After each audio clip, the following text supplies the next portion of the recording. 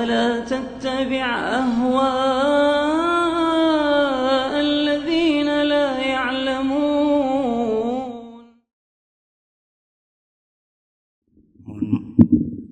Yang terhormat Ustaz, saya mohon, keadaan saya teh buta Pak Ustaz. Tapi saya, apakah ini kebutaan ini bagaimana? Karena saya merasa dulu ya mungkin banyak kurangnya daripada lebihnya. Akan tetapi kemarin ada orang yang ngajak kepada saya akan menyembuhkan. Dengan mata saya sudah kences begini, sudah tidak secara teori nggak mungkin melakukan, tidak akan mungkin sembuh. Rasa saya hati sudah merasa pasrah. Saya tetap akan bertahan, tidak mau saya, karena ada orang menawarkan ini, katanya saya tidak mau, ini setan katanya. Apakah saya boleh begitu? Karena saya itu sudah merasa tenang begini juga, keadaan begini merasa tenang gitu. Tetapi ini akan saya kembali kepada yang pengalaman kemarin. Waktu itu saya akan disembuhkan dengan ini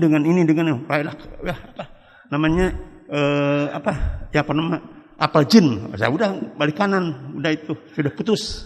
Nah sekarang datang lagi yang macam begitu, katanya mengenai ini karuhun, katanya akan mengobati. Saya tidak mau.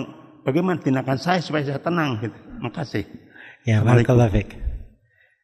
Ya, seorang itu kalau ditimpa oleh sebuah penyakit atau sebuah musibah, apakah dia wajib untuk berobat? Nah, itu pembahasan dibahas di tengah para ulama. Dan sebenarnya kewajiban berobat itu tidak wajib. Tapi kalau mau berobat, boleh berobat. Bukan diwajibkan. Jelas ya? Ada yang sakit misalnya, terus dia tidak mau berobat, meninggal karena sakit itu, tidak dikatakan dia bunuh diri, enggak. Karena berobat itu hukumnya apa? Masuk ke dalam hal yang dibolehkan, bukan kewajiban.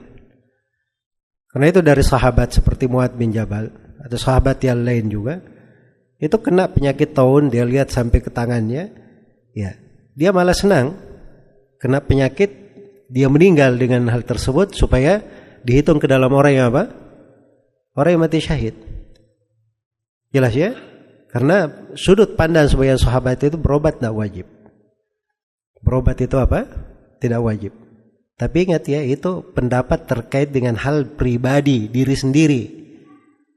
Tapi kalau membahayakan orang lain, itu tidak mungkin ada seorang ahli fikih, orang paham agama, dia sakit kemudian dia tularkan kepada orang lain. Dia sengaja untuk hal itu.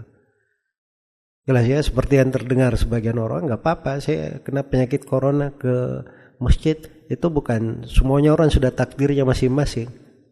Ya, gimana cara semua takdirnya masing-masing? Ya. Sedangkan Nabi SAW memberi tuntunan untuk penjagaan, menghindari dan sebagainya. Jelas ya? Baik, jadi kalau misalnya Bapak bilang sudah tenang dengan kondisi itu, apalagi sudah merasa nyaman, ya alhamdulillah. Nggak usah nggak berobat pun, nggak mengambil hal itu, nggak apa-apa. Cuman kalau orang yang menawarkan, dia mungkin nawarkannya bagus ya, atau ada niatnya baik, ya mungkin kita berbaik sangka ya, kalau caranya bagus, atau memang ada hal-hal yang bisa dia beri manfaat kepada orang lain. Saya lihat misalnya teman saya sakit atau kena suatu musibah, saya tahu ada obatnya. Saya bilang ada obatnya begini dan begini. Nah, saya dapat pahala dari sudut saya mengarahkan dia kepada apa? Hal yang memperbaikinya. Adapun dia mau berobat atau tidak, itu hak dia. Terkait dengan hak dia. Ya wallahu ta'ala alam. Semoga jawabannya bermanfaat untuk kita semua. Barakallahu fikum.